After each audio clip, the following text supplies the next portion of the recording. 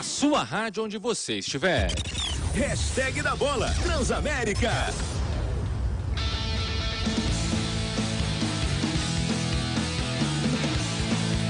Sete horas mais 48 minutos, voltando com o hashtag da bola no gramado bem cuidado da Transamérica, com o André Galvão, com o Guilherme Lage, com o Gavião. Você segue participando conosco nas redes sociais, respondendo a nossa enquete no Twitter, o Manda Aí. Você gostaria de ver alterações no Campeonato Paulista? Sim, gostaria de ver os paulistas, os grandes, entrando na segunda fase apenas? Sim, com menos times.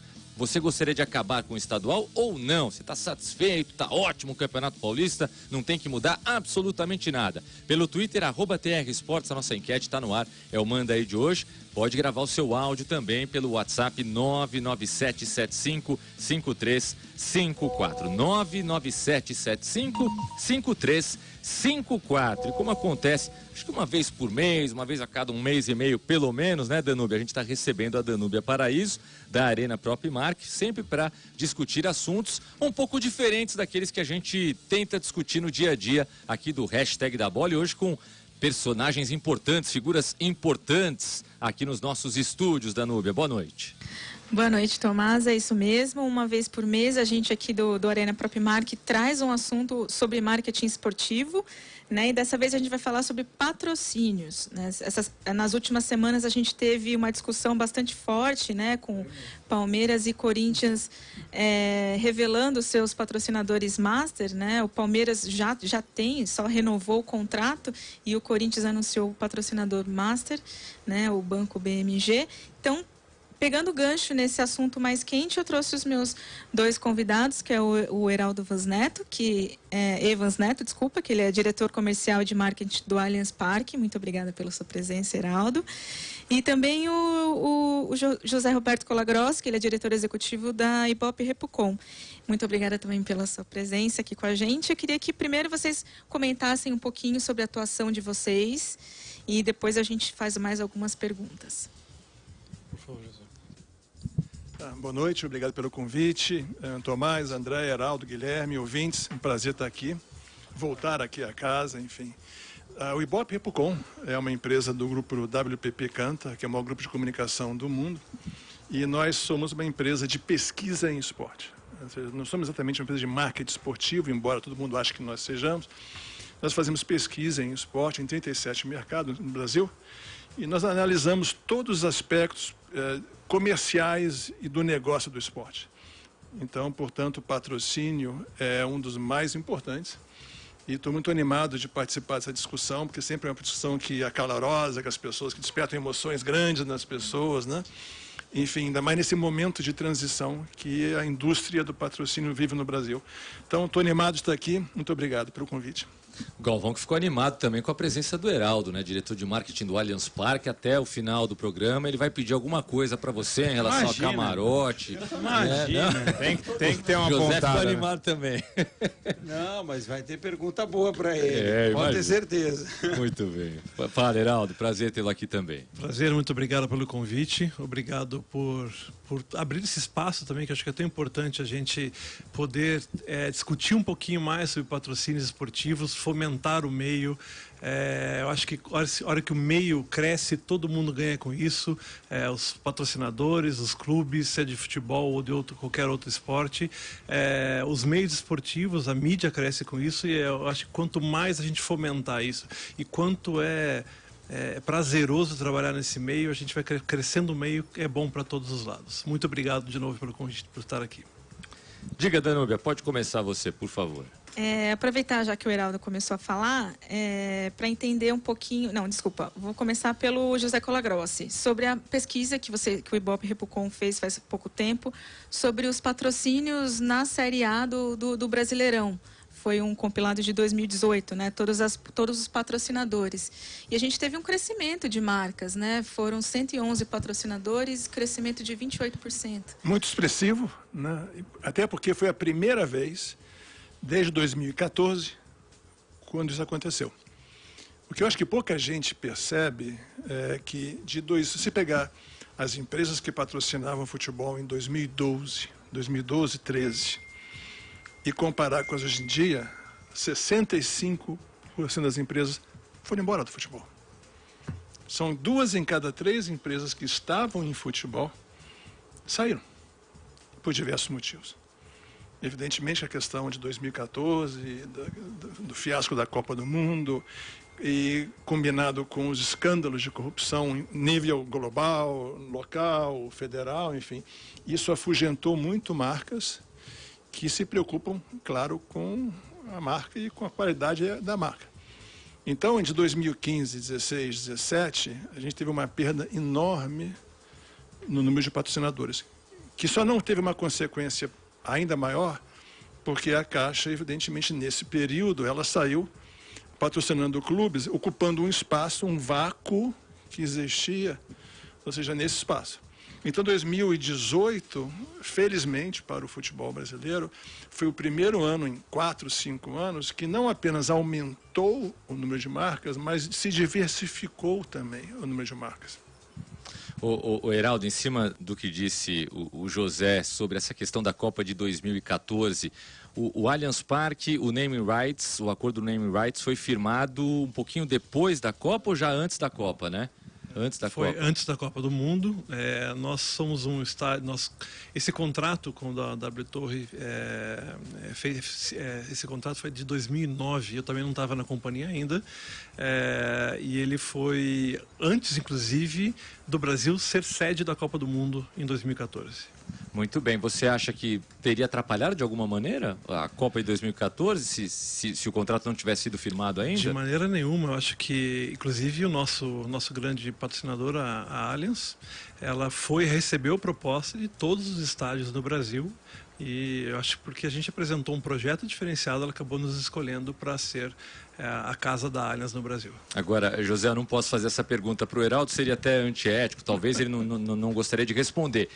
O Corinthians demorou um pouco mais, o Corinthians achava que poderia ganhar muito mais num possível acordo, num possível contrato de naming rights.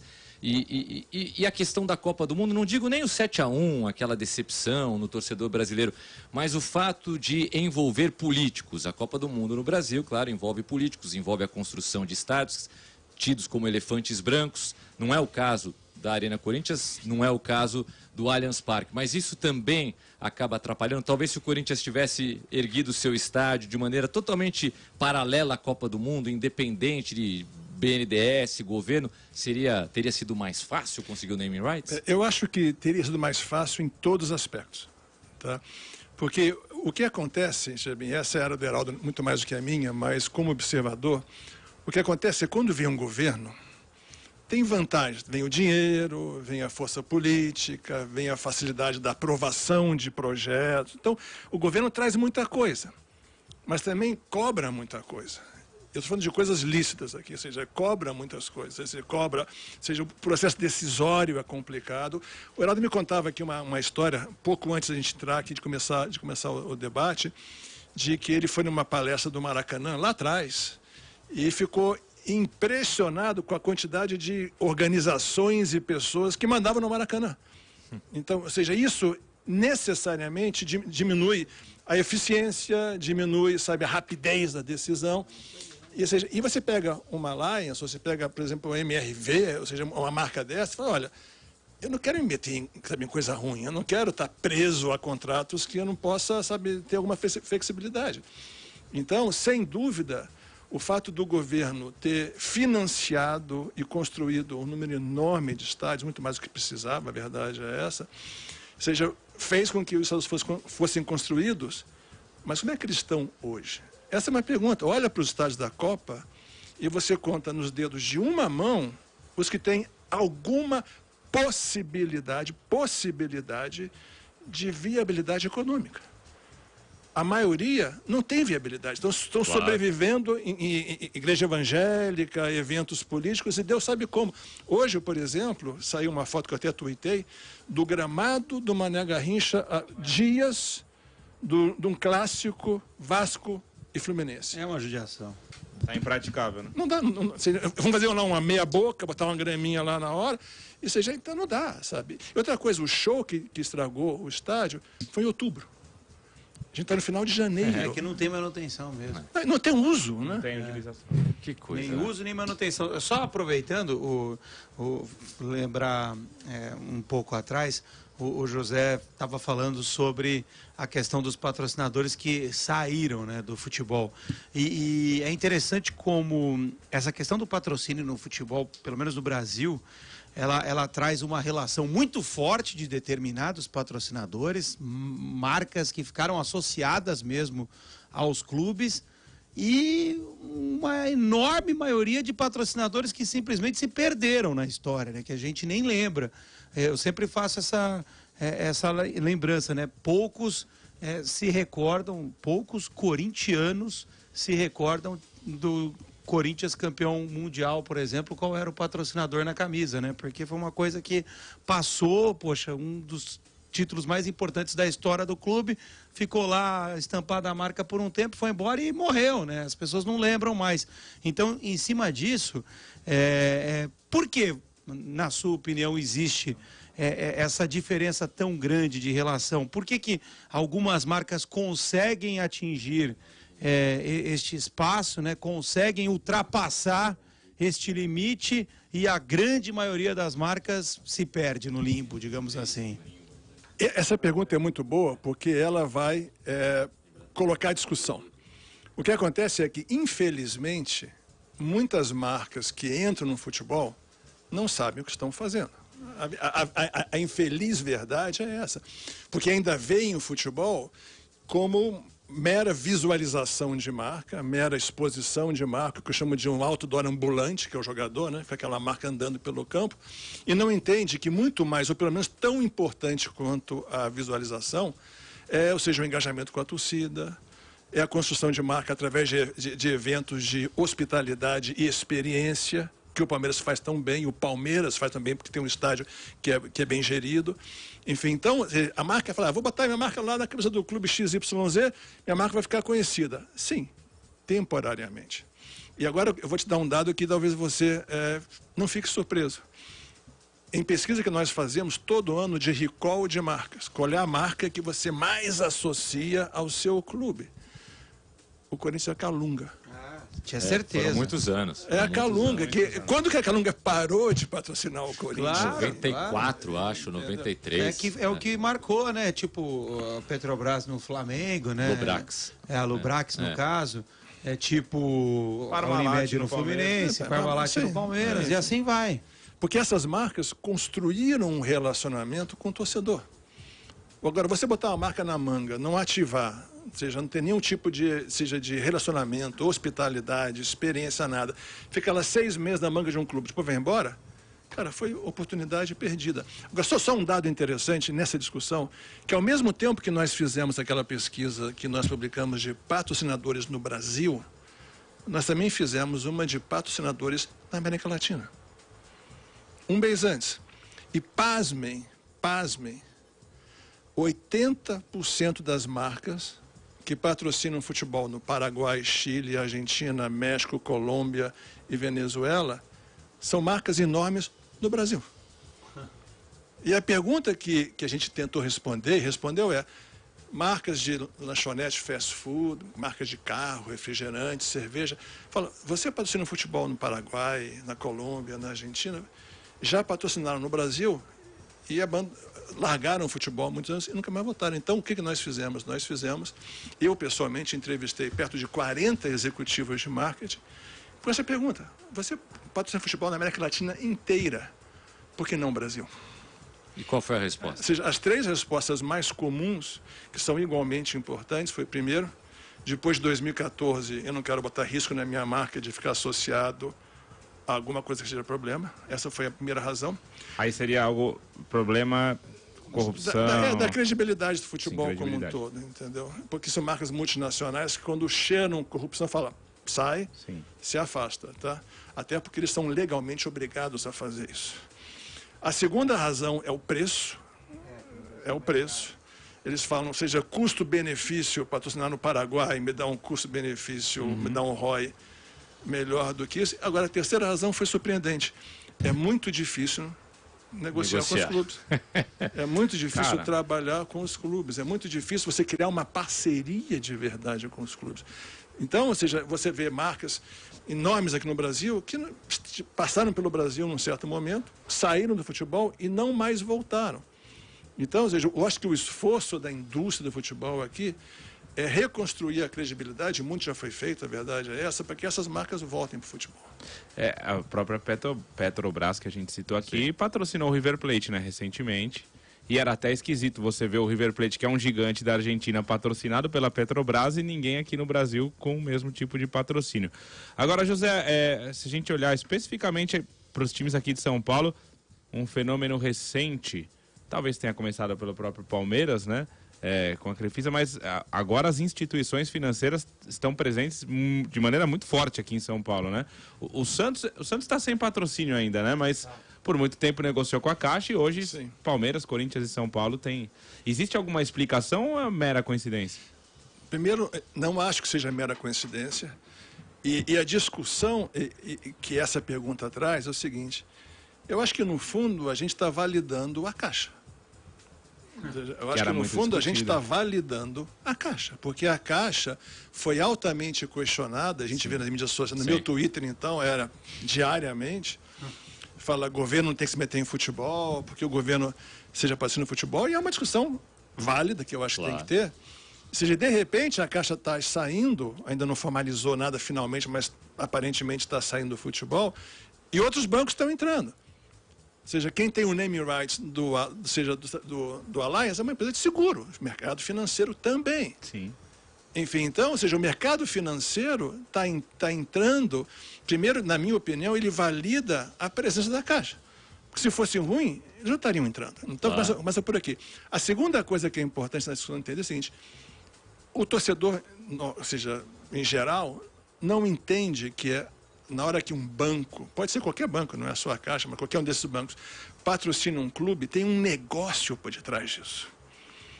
Existe um negócio por detrás, porque na hora que ele patrocina um clube, ele ganha um espaço na camisa, no uniforme, no backdrop, na mídia social, vem lá a lista de contrapartida.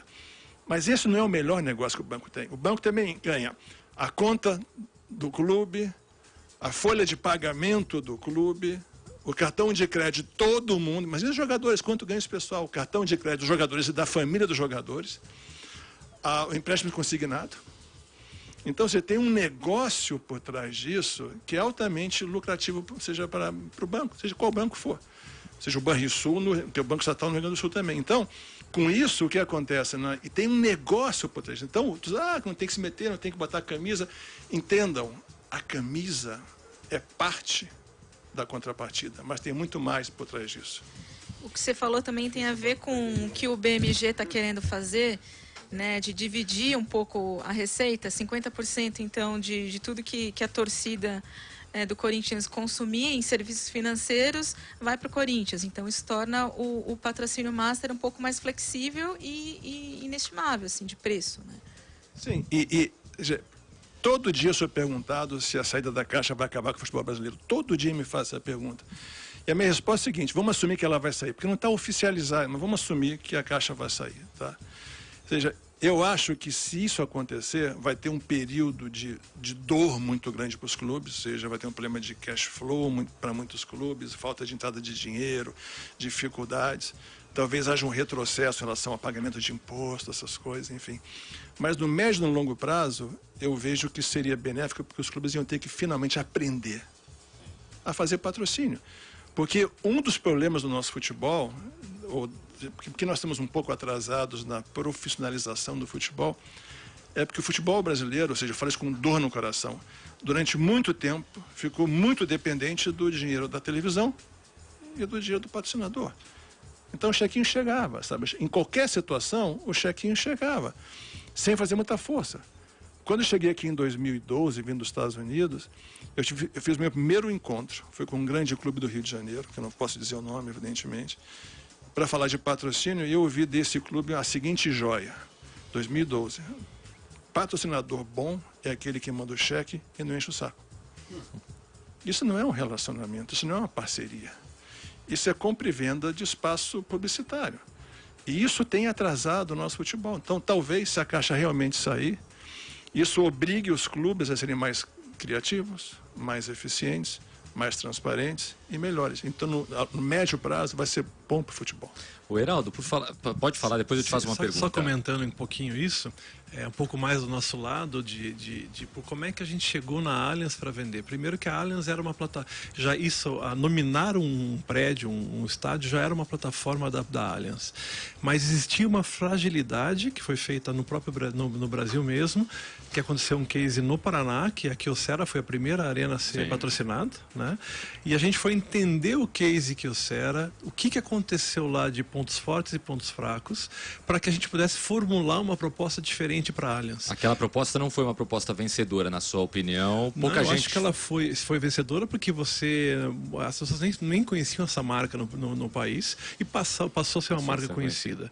Eu acho que pode ter faltado um pouquinho, não conheço tão profundamente assim o projeto, mas pode ter faltado alguma coisa de o próprio estádio ajudar um pouco mais a marca, fomentar o que está... Que havia uma crítica que falava-se muito Arena da Baixada na mídia, né? Exatamente. E não citavam o patrocinador. E no nosso caso, nós fomos procurar também, e esta é uma fragilidade que o José comentou, por que o futebol brasileiro ainda chama muita atenção? Quanto custa hoje uma cota da TV Globo para o futebol? Milhões. Né? Na casa dos 300 milhões por ano. Quanto custa o patrocínio da Fórmula 1? Na casa dos 120, 150 milhões de reais por ano. Com bastante exposição de marca, lógico, com tudo que a TV Globo pode agregar ainda nesse mercado. Mas quanto custa nominar um estádio? Esta foi a conta do presidente da Allianz na ocasião. Né? Por que a gente vai entregar para ele? Qual era o grande medo que ele tinha? Não quero atrelar também a minha instituição a um clube de futebol. Então, o modelo de negócio que foi oferecido para a Allianz, por trazer mais de 20 shows internacionais no ano e outros eventos, além do futebol, passou a ser interessante pelo valor que nós estávamos pedindo pelo name right versus o número de pessoas que estariam frequentando aquele espaço, sejam eles fãs de futebol ou fãs de algum cantor ou músico. Você começa a trabalhar a diversidade de público. Isso foi um grande, o que mais chamou atenção na Allianz para poder escolher hoje o Allianz Parque como a sua sede no Brasil. E a gente pode dizer, quase 5 anos depois do estádio ter sido inaugurado, que o valor foi extremamente... Claro, o valor foi ótimo para o Palmeiras, mas foi um grande negócio para a Allianz, que foi um valor baixo, se você pensar que talvez pelo mesmo valor ela pagaria só por um ano, entre aspas, porque a mídia da Rede Globo é uma coisa fortíssima, né? Um negócio impressionante e continental, porque chega nos 4 cantos de um país continental. Mas é um dinheiro para 20, 30 anos, eu não lembro exatamente qual que é o período. São 20 anos de contrato com possibilidade de renovação por mais 10, que é exatamente o período que nós estamos lá como gestores da Arena. Eu não tenho dúvida que se nós fizermos uma conta hoje de centimetragem, coluna de jornal, espaço publicitário de TV, rádio, o que é falado a palavra Allianz, este contrato está muito bem pago. O Heraldo, é até uma pergunta. Eu lembro que eu cheguei a cobrir o evento de lançamento do nome do Allianz Parque, foi no Shopping JK, se não me engano, uma parceria com a IMG, né? AIG, isso mesmo, que administra... o Staples Center lá em Los Angeles, né? Que é onde, enfim, e alguns outros grandes palcos. E assim, eu queria saber, na parte de estratégia, se houve, entre aspas, alguma pressa, não pressa seria a palavra, mas uma agilidade para a definição do nome. Qual foi a estratégia? Até por conta disso, né? Porque o nome Allianz Parque, ele pegou. Muita gente se questiona isso. Poxa, se o Corinthians hoje vender o naming rights, vai pegar? As pessoas vão deixar de falar Arena Corinthians? Até... Era a minha pergunta, Guigui, é essa aí mesmo. O Itaquerão, por exemplo, não pegou, né? Que era um temor da diretoria do Corinthians. Mas será que as pessoas chamariam de Arena X, né? Do Corinthians, do nome do patrocinador? E do Allianz pegou. Mesmo que a Globo não fale, todo mundo fala, né? Eu acho que isso foi uma coisa muito bem pensada. Teve uma estratégia de marketing por trás disso. O primeiro desafio foi matar o nome que existia anteriormente, né? Inclusive eu tive, né, na empresa, eu falei assim, o name right está pronto, vamos aproveitar disso e vamos tentar alavancar cada vez mais negócios para vocês. Então nós criamos um logo, uma marca nova chamada Nova Arena, que dizia alguma coisa e não dizia absolutamente nada. Então essa foi a primeira estratégia que nós fizemos. Colocamos uma câmera num prédio para que as pessoas pudessem acompanhar o desenvolvimento da obra. E sempre com o nome Nova Arena, Nova Arena, Nova Arena, Nova Arena. E com o período de construção do estádio, nós conseguimos matar a marca anterior, para poder fazer a transição para Allianz Parque. E aí usamos também de alguma estratégia também de a própria torcida nominar o estádio. Nós escolhemos 3 nomes, né, por uma votação e ganhou largamente, né? O parque tem muito a ver com o próprio terreno, com a história do próprio clube, né? E o Allianz veio agregando a isso com o nome, aliando a tradição junto com o novo nome do prédio. O Palmeiras durante muitos anos, né, Gavião, teve o estádio sendo chamado de Parque Antártica, né? E isso acabou ajudando de uma certa forma. Ô Gavião, eu tenho uma pergunta para cada, mas faça a sua pergunta primeiro, porque você ainda não fez nenhuma, meu amigo. Uma pergunta geral, assim, vocês acham que o Corinthians lançando o name right vai pegar?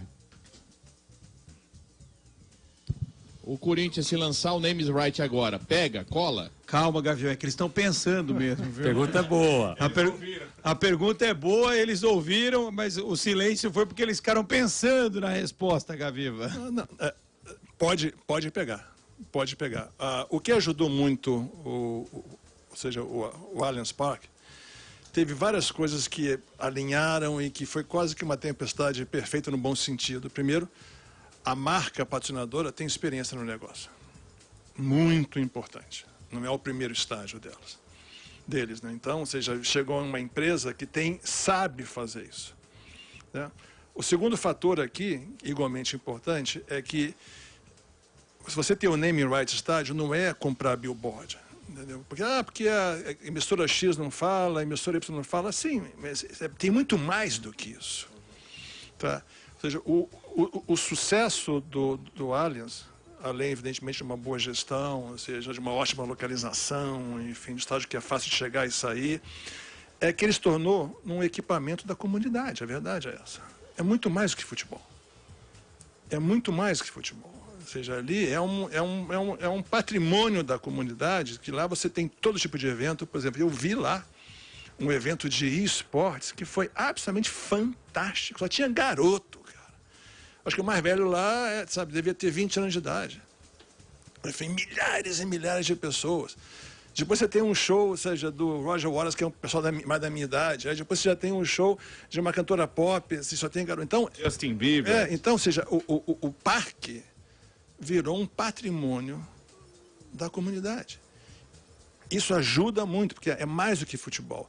E a terceira coisa que também ajudou, e temos que ser objetivos aqui, é a boa fase do Palmeiras, né? Ou seja, então, você pega um clube que está ganhando muita coisa, que o torcedor está animado, indo, e campeão, sabe, campeão, isso também traz uma energia, ou seja, ao estádio, que ela multiplica com alcance infinito.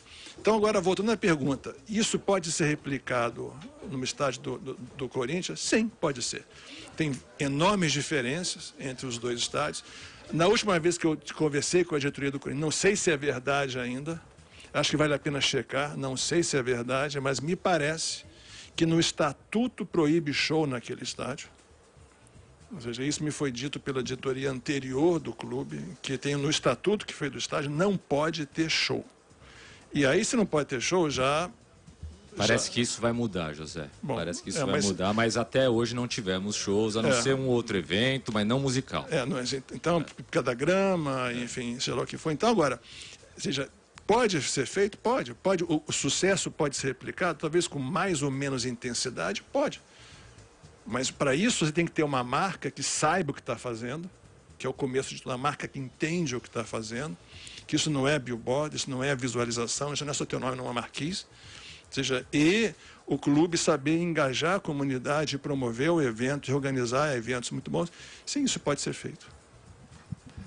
Eu não tenho dúvida que o Corinthians tem toda a possibilidade de fazer name right, porque tem um estádio espetacular, tem um clube ligado a esse estádio que é um canhão, e a marca, se souber trabalhar muito bem esse binômio estádio e clube, vai ser muito feliz. Eu torço para que eles vendam o name right o mais breve possível, porque, voltando aqui no que eu falei no início, quanto mais o meio crescer, melhor para todos. Isso é importante para todos, não só o Corinthians, o Atlético Paranaense, o Grêmio, o Inter, que todos possam ter uma possibilidade de vender, porque é uma ferramenta de marketing espetacular, espetacular. A gente tem cases incríveis no futebol e no voleibol, e agora o basquete que está crescendo no Brasil, maravilhosos, de empresas que estão apoiando o esporte, e atrelar sua marca, alguma coisa que traz saúde, disposição, alegria, né? Eu acho que é uma ferramenta essencial. Eu sou da área de comercial, lógico, trabalho com publicidade já há mais de 20 anos, e entendo que isso é uma ferramenta espetacular de exploração, e as empresas precisam ficar apressas e atentas a isso. Para completar, pelo menos da minha parte, tem uma pergunta para cada. Para o Heraldo, tem a ver, claro, com o Allianz Parque, com a relação com a torcida do Palmeiras. Porque o Allianz Parque é um sucesso, acho que todos concordam aqui, é difícil você discutir hoje o sucesso que é o Allianz Parque. Mas existem ainda alguns torcedores que reclamam do tratamento da W Torre para com o clube, né? Inclusive algumas questões ainda estão sendo discutidas, né? Na justiça, enfim, não há um entendimento total do Palmeiras com a empresa. Talvez você não seja a pessoa mais apropriada para responder exatamente sobre isso, mas como trabalha com o marketing, tenho certeza que a sua opinião é importante para se estabelecer aí uma situação melhor entre torcedores do Palmeiras e empresa. E aí sim tem mais a ver com a sua área. E em cima disso, há uma reclamação muito grande hoje com relação aos preços dos ingressos na arena, e que o estádio está sendo muito elitista, né? Que está eliminando a possibilidade de muitas pessoas entrarem ali. E acho que é até um fenômeno que se repete em outros eventos, né? Então, se é que existe alguma preocupação da parte de vocês com relação a isso, né? Até para a imagem do Allianz Parque hoje, para a gente entender. Primeiro que a gente trata esse torcedor, e não como torcedor, sim como consumidor. É importante para que o consumidor que esteja dentro da arena tenha um banheiro limpo, a sua cadeira está limpa, numerada, com lugar para que eles possam sentar e não tenha nenhuma outra pessoa lá dentro, conforto, segurança. Nós já fizemos mais de 100 jogos dentro do Allianz Parque, e graças a Deus nunca tivemos nenhum tumulto. O torcedor gosta da sua casa, é a casa do palmeirense, é importante que eles cuidem, e eles cuidam da casa palmeirense. O jogo, o valor de preços e tudo mais, pelo contrato que nós temos, o jogo é um match day, né? E ele é administrado 100% pela Sociedade Esportiva Palmeiras. Então, precificação, é o Palmeiras que precifica, porque 100% dos ingressos é do Palmeiras. A W Torre não participa de nenhum, de zero do que é de receita de ingressos. Entendo também um pouco, vendo a coisa um pouco de fora, o futebol está caro, né? Contratar o jogador é caro, técnicos são caros, né? Fomentar a categoria de base hoje é muito caro. Então, eu até olhando um pouco de fora, não é bem a minha área, mas eu vejo que o futebol realmente ele está crescendo no país, mas ele também é uma coisa muito cara. E isso vai se refletir em algum momento diretamente para o consumidor. Para se assistir um bom espetáculo, ele vai custar alguma coisa. Então, nós que fazemos a zeladoria do prédio, procuramos proporcionar ao palmeirense o melhor bem-estar possível, desde a hora que ele passa na primeira catraca até a hora que ele vai embora. Que ele saia com um sorriso no rosto. Agora é esporte. né? Se ganhar ou perder faz parte do esporte. E a gente tenta proporcionar o melhor para o torcedor palmeirense. A reclamação existe mais por causa dessa questão, né, de elitização, né, que nós temos hoje nos estádios. E o palmeirense acaba pagando o ingresso mais caro do Brasil. A gente sempre fala isso aqui. E é até normal o palmeirense hoje pagar o ingresso mais caro do Brasil pelo estádio que possui. Mas é que é muito mais caro. Mas muito mais caro que os outros. E até comentando um pouquinho, isso também faz parte também de uma estratégia comercial onde você determina o tamanho do estádio. Você tendo um tamanho do estádio, se ninguém vai em restaurante vazio, todo mundo gosta de ir no restaurante cheio. Né? Que comida que está acontecendo, a gente fila na porta, tem mais gente, então é importante também, o Palmeiras faz e está sabendo trabalhar muito bem o marketing do Palmeiras, de trabalhar o que esperar daquele evento. Então você tem que comprar com antecedência, você não vai desistir na última hora, se já acontece o problema, você não vai desistir de ir no jogo, porque se você não vai encontrar no dia do jogo para comprar o ingresso. Então isso também é fomentação do meio. É importante para o Palmeiras ter uma previsibilidade de faturamento, assim como qualquer empresa. Está sendo gerido como uma empresa. Então, se eu deixo de ir, eu perco um ponto para o próximo jogo. Então, isso é importante. Você começa a criar o programa do sócio-torcedor. Então, você tem um lugar hoje, você tem mais torcedores do que cabe dentro do estádio. Consequentemente, vai se elevando também um pouquinho o valor dos ingressos, porque é uma lei da oferta e procura. Que não é só um pouquinho, tá? Mas tudo bem.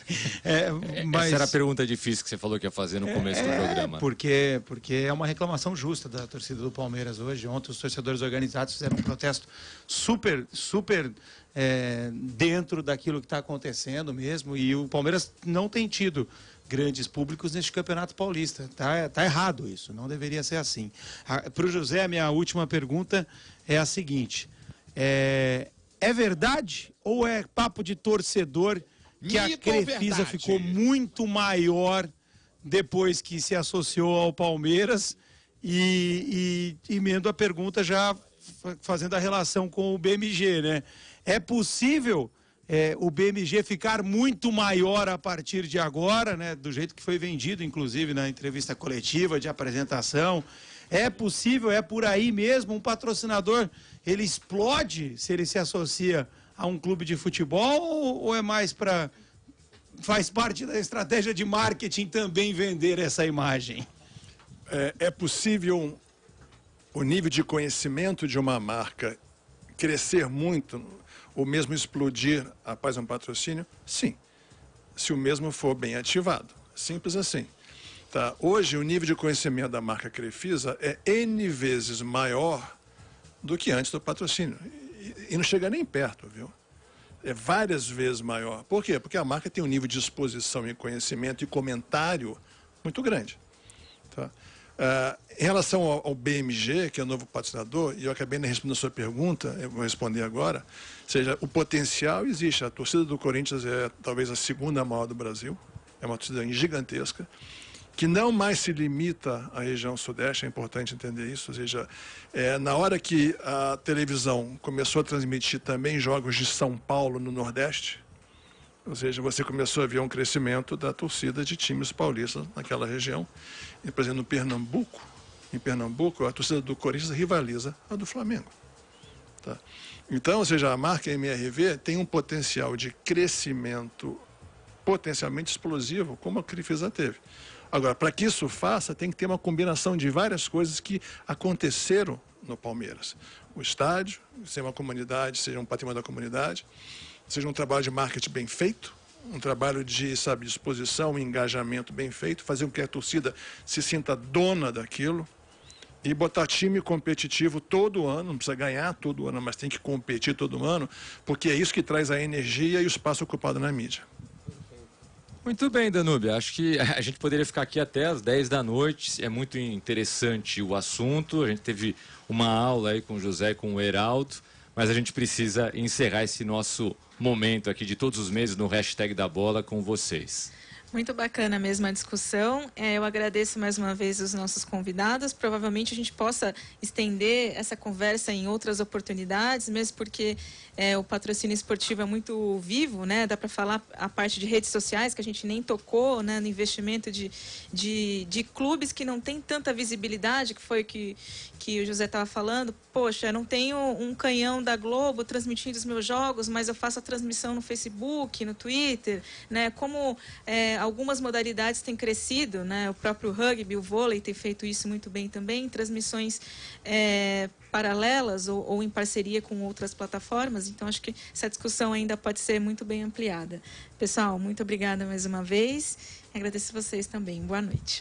E olha, muita gente aqui fazendo várias perguntas. É que não dá tempo, né? Não dá para atender a todos, mas algumas já estão aqui separadas para a gente fazer num outro momento, tanto para o Heraldo quanto para o José. Mas muito interessante aqui, a gente vai falar sobre isso depois do intervalo. Os patrocinadores têm receio de rejeição de marca por torcedores de outros times? Essa eu também tinha para fazer, porque outro dia você discutiu isso com o Maciel. A gente vai falar, dois, eu não tenho mais tempo, mas a gente vai falar sobre isso depois do intervalo. Vamos até conversar um pouquinho com os nossos convidados no intervalo sobre isso. Grande abraço para você, José, é um prazer reencontrá-lo, para o Heraldo, para você, Danúbia. Mais um Momento Arena, Propmark, que volta num outro hashtag da bola e já já a gente volta. A melhor